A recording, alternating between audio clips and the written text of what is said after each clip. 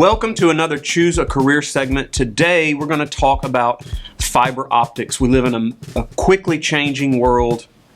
Internet access and information period is obviously very important, and so these guys are with a company that deals with fiber optics. And tell us your company.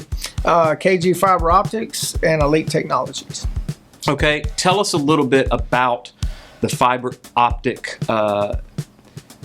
career or the fiber optic industry.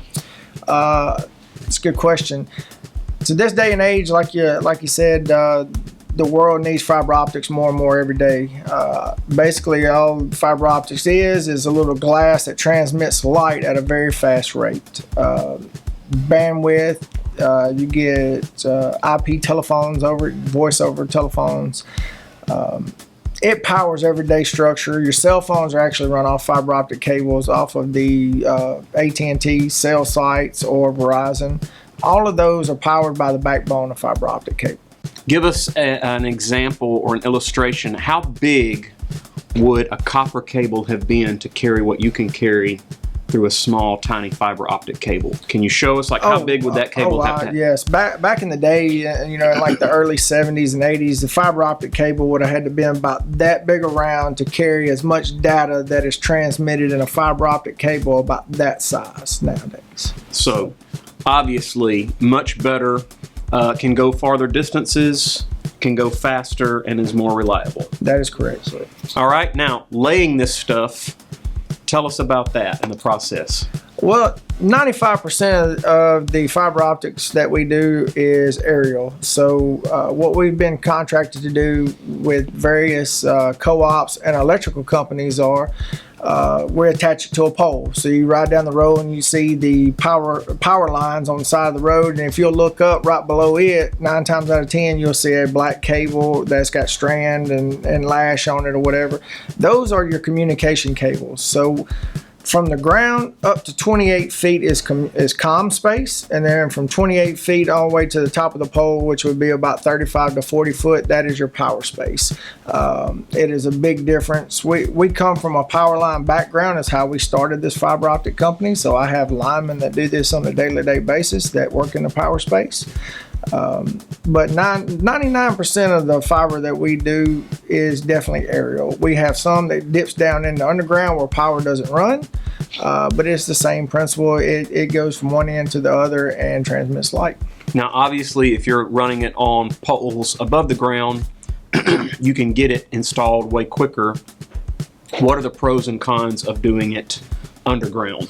The pros to putting everything underground is storm damage. So just like here coming up, we've actually got a tropical disturbance that's predicted to be a Hurricane 2 that's coming in on to the Louisiana side, hopefully tomorrow or the next day.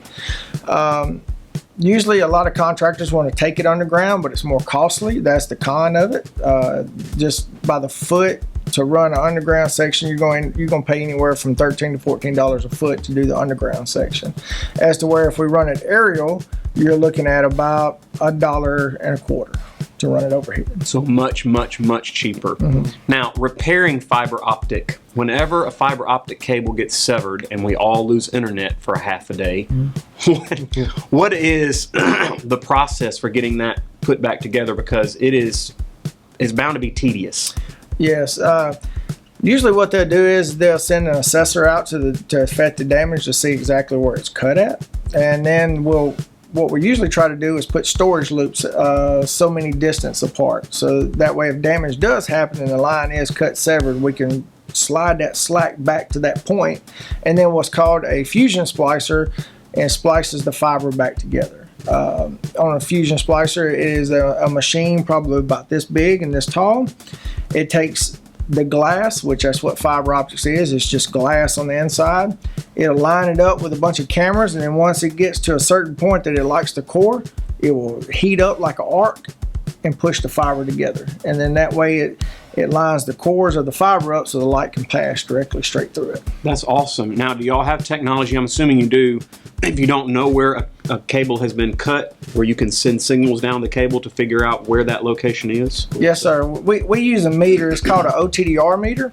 What it does is we'll plug into the fiber on one end and we'll shoot light, and it counts the nanoseconds that the light goes to the end and bounces back, refracts back towards the computer, and it counts how much footage that is that sees that light. And then it'll tell us, hey, supposedly I've got a 20,000 foot run. My break is at 9,875 feet. And then usually what I do is I get on Google Maps and I'll put where I'm at, and then I'll trace 9,000 feet and kind of give me a ballpark idea. So you can probably pinpoint it within a few feet. Oh, yes, absolutely. All right, if anyone is interested in this as a career, what are some of the job opportunities? What all do y'all do? Oh, wow. We do it all. We have fiber optic technicians that go and actually install the fiber in the air. We've got splicers, which is a very tedious trade. We usually require about a year apprenticeship on that. That is the most important job to me, I believe, is the splicing part of it. We have underground crews, we have aerial crews, we have fiber to home installers, which my coworker here, Luke, would tell you about here in just a second. That also deals with running the drop from the main line can to the house, and then that's what you see installed into your house that communicates with the rest of the fiber network. Okay, tell us a little bit about the side of what you deal with. So on the fiber to home side, we basically do everything from the pole, where you have your main line, everything run, then you have what you call a knife or a splice point. We run that drop, which is, how big is the drop? I mean, it's maybe real a little. quarter of an inch. Yeah, real little. And we run it from the pole, which is, it can be from 500 feet to 4,000 feet to the house, depending on how rural, the house is. You'll put a box on the side of the house, do a splice, and then a home installer will come out from there. The home installer comes out, he takes a wire out of that box, takes it inside, hooks the equipment up, teaches the customer how to use Wi-Fi, internet. Okay. So again, lots of different jobs if they're interested in this as a career. Oh, absolutely. Yes, and fiber's not going anywhere anytime soon. I believe during the COVID and all the push to get these rural areas, communication and fiber, a lot of towns in Mississippi did not have internet access. They didn't even have capabilities like that. I know AT&T offered like some broadband or some DSL, but nowadays with the co-ops and the grants that they've got from Mississippi and from some of the federal government, a lot of these co-ops are jumping on board this fiber optics. It's been a big boom in the past 6 years that a lot of fiber has went in the air. And these co-ops are going to need technicians. They're going to need trained people that can go out and splice this fiber, troubleshooters, aerial crews that know what they're doing to install this fiber. It's a job that will be here just like power. Right. No computer's ever going to replace this part of it. Absolutely. All right. I'm assuming what type of education is required? Any type of education past high school? No, not really. That's the beauty of it. It's I went to college and I've got an engineering degree in electrical, but a lot of my coworkers that I work with and some business partners have got a high school diploma, and it's just something that they went and they trained and got an apprenticeship under a older gentleman that's been in the trade for many years and started out and making really good money. I was just going to ask about apprenticeship. So y'all will take an applicant or somebody who you have chosen to hire, and you will train them to do what they need to do for you. Oh, absolutely. Yeah, that's one of our programs that we have now on our elite technology side, doing the home installs and drops, is we hire these guys on at an hourly rate to do an apprenticeship program, and when we feel like they mastered enough to be turned loose on their own, then we'll give them a truck and give them a route and let them take off and make as much money as they want to make.